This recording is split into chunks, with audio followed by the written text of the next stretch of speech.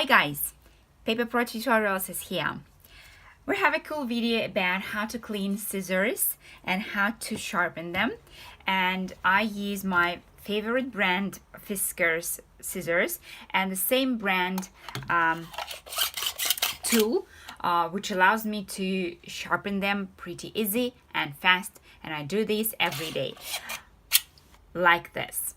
You also can go to the special guy who sharpen knives and scissors and do this job with him. But what should you do if you use this Martha Stewart or any other brand fringe scissors which has 5 blades? We cannot sharpen them here. We almost, I'd say, cannot give them to this guy who works with knives and regular scissors.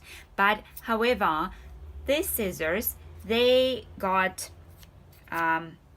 really bad in a while when you make lots of paper flower centers. So what to do with them? There is a cool idea.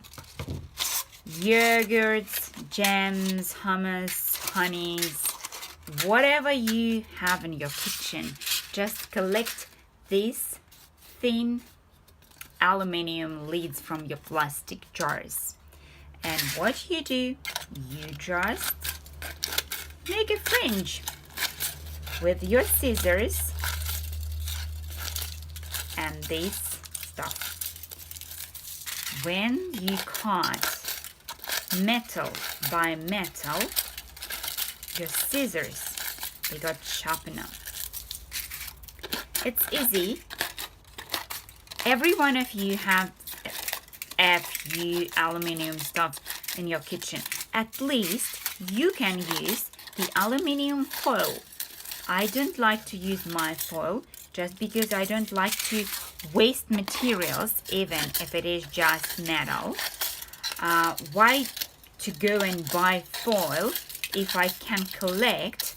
Well, obviously it takes a little bit of my time because I need to wash or clean and obviously dry this aluminium lids, but it's nothing in comparison to spending money for me.